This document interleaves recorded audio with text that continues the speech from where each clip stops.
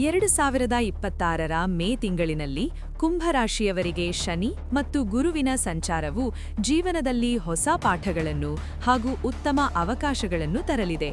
ಈ ತಿಂಗಳ ನಿಮ್ಮ ಸಂಪೂರ್ಣ ಒಳ್ಳೆಯದು ಮತ್ತು ಕೆಟ್ಟದು ವಿವರಗಳು ಇಲ್ಲಿವೆ.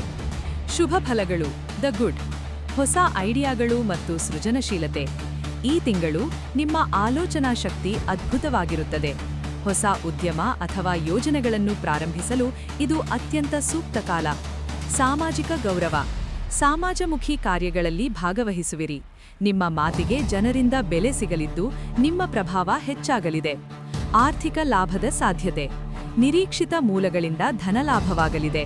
ನಿಮ್ಮ ಹಳೆಯ ಪರಿಶ್ರಮಕ್ಕೆ ಈಗ ಪ್ರತಿಫಲ ಸಿಗುವ ಸಮಯ ಹತ್ತಿರದಲ್ಲಿದೆ.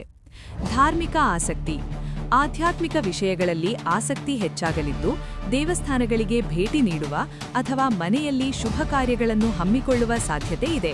ಅಶುಭ ಫಲಗಳು: ದ ಬ್ಯಾಡ್, ಮಾನಸಿಕ ಒತ್ತಡ.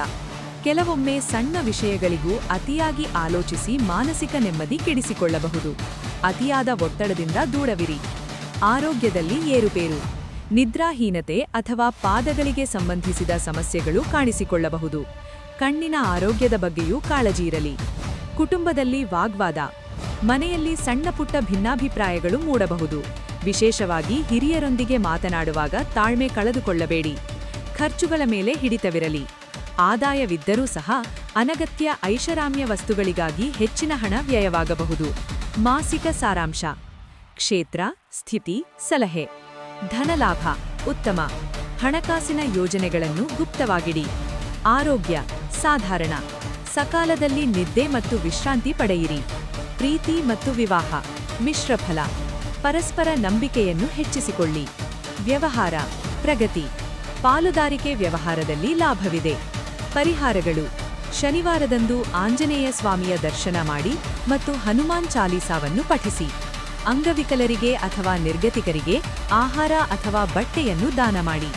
ಪ್ರತಿ ಶನಿವಾರ ಸಂಜೆ ಅಶ್ವತ್ಥ ಮರದ ಕೆಳಗೆ ಸಾಸಿವೆ ಎಣ್ಣೆಯ ದೀಪವನ್ನು ಹಚ್ಚುವುದು ಅತ್ಯಂತ ಶುಭ. ಈ ಮಾಹಿತಿ ನಿಮಗೆ ಉಪಯುಕ್ತವೆನಿಸಿದಲ್ಲಿ ಲೈಕ್ ಮಾಡಿ, ಕಾಮೆಂಟ್ ಮಾಡಿ ಮತ್ತು ಶೇರ್ ಮಾಡಿ. ಹೆಚ್ಚಿನ ಮಾಹಿತಿಗಾಗಿ ನಮ್ಮ ಚಾನೆಲ್ಗೆ ತಪ್ಪದೇ ಸಬ್ಸ್ಕ್ರೈಬ್ ಆಗಿ. ನಿರಂತರ ಮಾಹಿತಿಗಾಗಿ ನಮ್ಮ ಡೈನಮಿಕ್ ಲಿಂಕ್ಸ್ಗಳನ್ನು ಫಾಲೋ ಮಾಡಿ. ಧನ್ಯವಾದಗಳು.